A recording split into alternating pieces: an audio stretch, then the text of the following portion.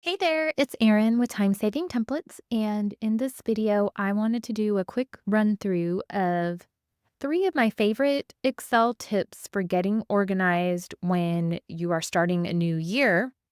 So, the first two tips are more related to using templates or different files where you need to restart a new file or a new version each year. So, I'm going to show how to clear the previous year's data all at once without deleting formulas because you want to keep the formulas. You just want to delete the actual data that you've entered. And then the second tip, I'm going to show how to check if there are any links in the file and then how to find where the links are that you may need to update. Maybe there's a refreshed file of new data that you need to link to for the new year. And then the third one is more about how you organize your data.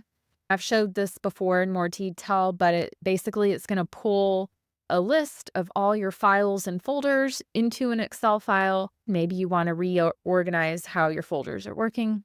This is a good way to just get a list of everything, and it'll list everything, not just Excel files, by the way. So for tip number one, I'm going to be using the income source tracking template, which is actually very similar setup to our landlord rental property template where you have summary by month and by category. But here in this example, I have entered some sample data over here where you can enter income details and then also expenses.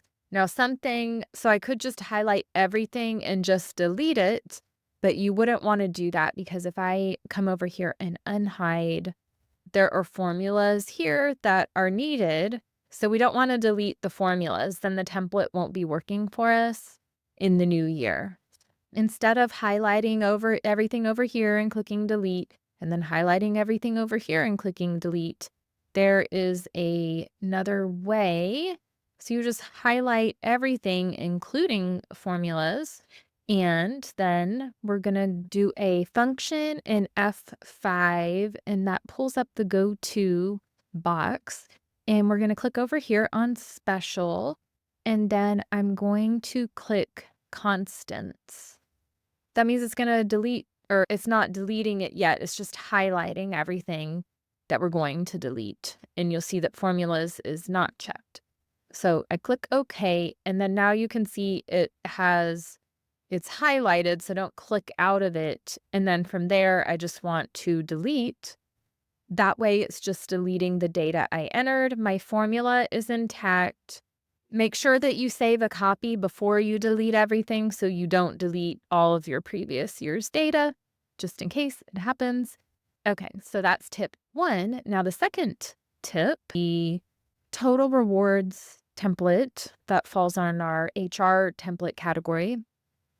And so I've just have this filled out with some sample data. Basically, for this example, we're going to show that there is a formula here that is linking to a 2025 file.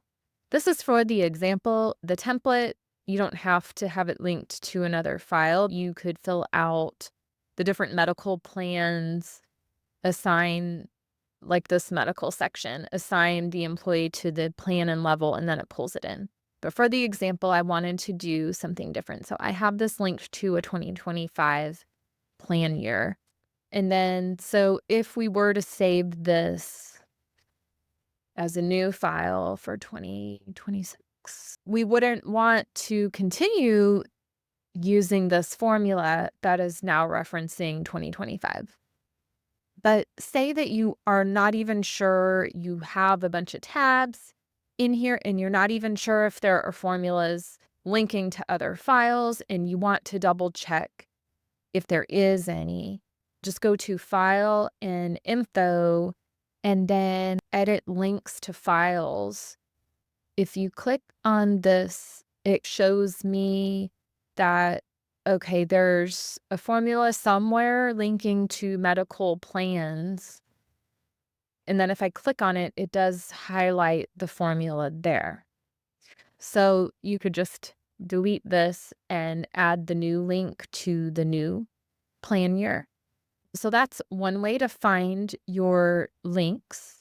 Something else you could do is just a control F and type in the .xl, and you can look within the whole workbook.